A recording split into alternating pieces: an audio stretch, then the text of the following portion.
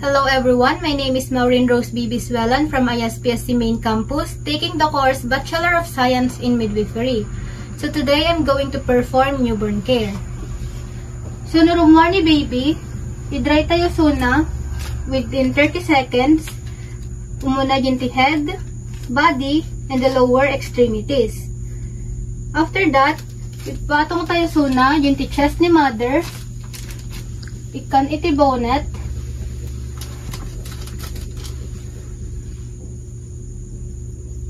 kin linen. So dito iti makunkuna nga early skin to skin contact. So dito early skin to skin contact kot maararami iti 90 minutes. Nga isumot nga timang promote iti bonding kin breastfeeding. Isumot lang timang prevent iti hypothermia, hypoglycemia kin infection. So next is the properly timed cord clamping. It is to prevent anemia and intraventricular hemorrhage. Para baw tayo latan ni baby, yung chest ni mother. Then, the first clamp may pan 2 cm from the umbilical base. And the second clamp, 5 cm from the umbilical base. Hantayo dapat nga ikat dagos-dagos. Wait 1 to 3 minutes or when the cord pulsations have stopped. No ikat tayo, agusar tayo iti sterile scissor, tapno mapreventaran iti tetanus neonatorum.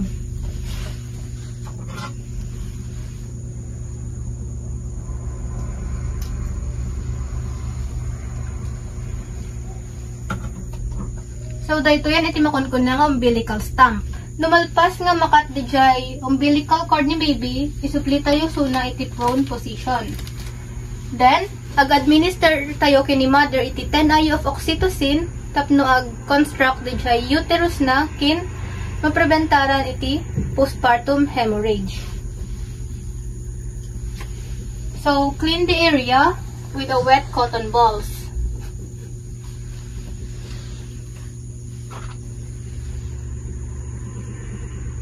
Then, administer the oxytocin.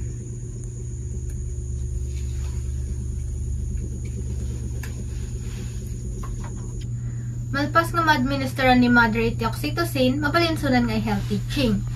So, hello mother, adantot maitudok kini baby nga talo nga vaccine, so di makunkuna nga BCG, wano Bacillus calmette-guerin, nga iso nga mang prevent iti tuberculosis, meningitis, skin leprosy.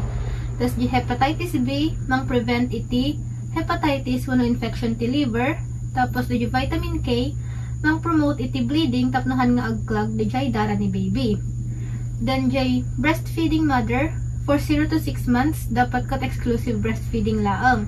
Tadi jay mo na nga tubog ti susom, medyo ko na nga colostrum, at dan so na iti 100 nga nutrients nga han mga maalati, urayan niya nga formula milk.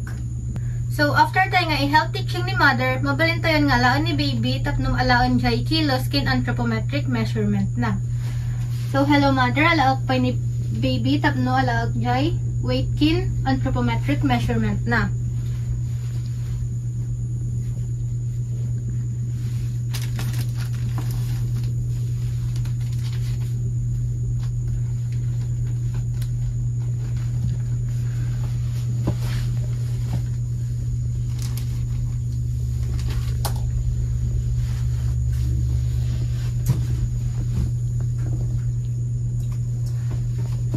So, after nga maalati, weight na, alaan tayo ti anthropometric measurement.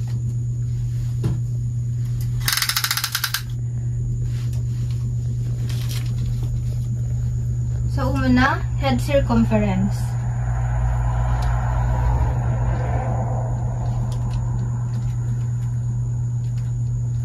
Then, chest circumference.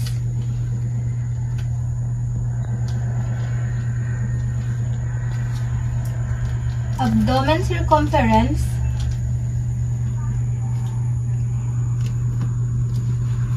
kinjil length circumference, through yung tibak ni baby.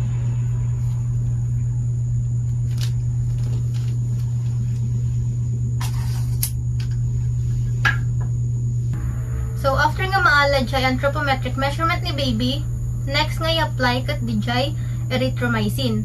May isa dito yung eye ointment tap na mapreventaran iti ophthalmia neonatorum. Dito kat o severe eye infection caused by Neisseria gonorrhoeae or Chlamydia trachomatis. It can lead to blindness if untreated.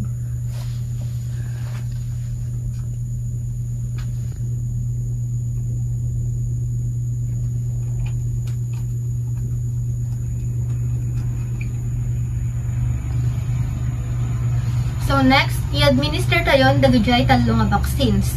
So muna, di vitamin K. Clean the area with a wet cotton balls.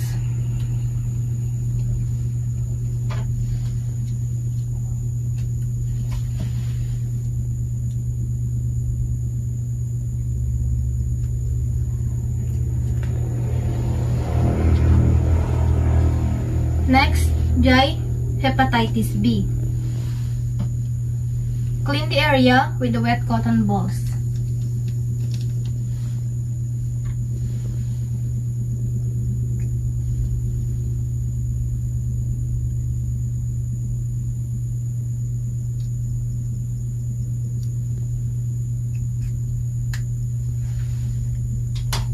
Next, GBCG na may tudok yung right deltoid ni baby. Clean the area with cotton balls.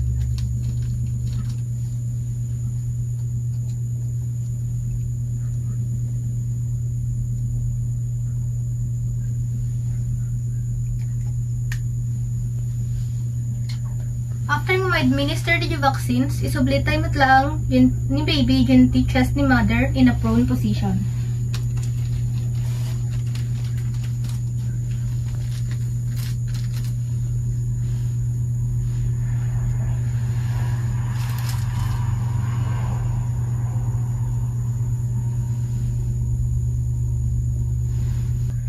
Hello ma'am, since nalpasan dagiti procedures, maldiyo pa lang nga mabalin nga digusan ni baby within 24 hours.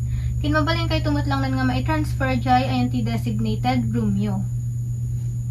That will be all. Thank you.